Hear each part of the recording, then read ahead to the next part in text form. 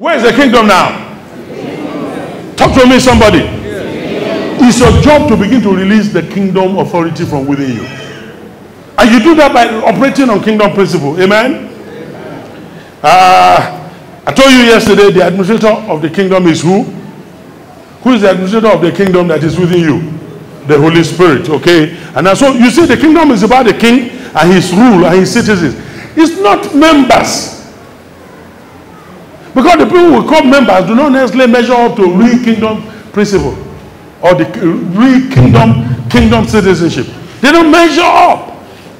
You know, people that Jesus cannot have a final say. You know, I don't understand. Sometimes I'd say to somebody, we were talking today, and somebody was telling, just shortly before we came here, I was invited to a conference in Calabar, and we had already planned, and they had already called to get my details to buy my flight ticket. And a couple of days down the road, the pastor had to call me. I'm sorry, sir, we want to cancel this program. I said, no problem. You're at liberty. You know what happened?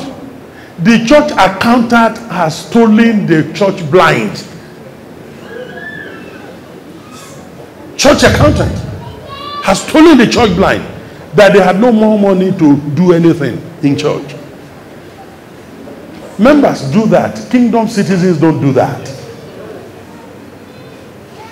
Kingdom citizens don't do that. They don't steal from God. They are so submissive to the king that touching the king's money, see, anywhere there is kingdom, like United Kingdom, anywhere where they run kingdom, the wealth of the nation is always called commonwealth. It's called what? Commonwealth. A kingdom citizen understands that he's a custodian of whatever he has in his hands. Whenever the king wants it in the life of anybody, he always is ready to release it. And a lot of us don't get it. You know, there's something, I think my wife has gotten over that. For many years, she can't, I don't know if she has really gotten fully over. And I don't know if there's anybody like that in this church who does that. When a person buys a particular dress for me, and I don't use it, she says, this person bought this thing for you. You have not even used it. It's like you don't like it. Or you don't encourage the person. I said, they bought it for me, right? It's mine. And he said, but the person would love to see it on you. I said, is it necessary? He or she gave it to me. I can do whatever I want with it.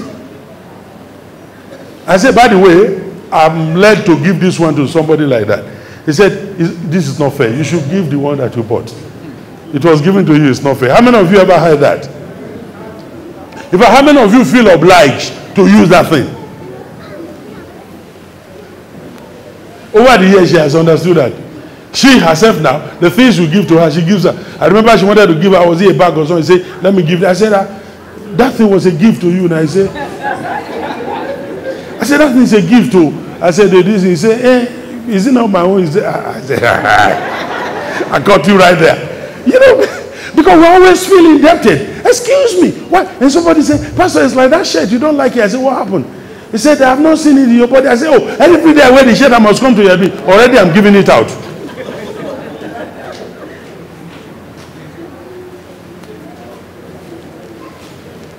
Do you know part of the reason? I'm such a kingdom citizen that, you know, this is the way God works. This man has given me a gift. That's the way it comes to his heart. Meanwhile, it was this man who needed that gift. But he does not know him. And he has been praying for it. But I know him, he knows me. And I know this man, and this man has the answer to his prayer. God will move him to sow the seed into me because he trusts me that it will get to him. Unfortunately, some of us are dead sea. As soon as he comes, he don't enter voicemail. As soon as that gift comes to you,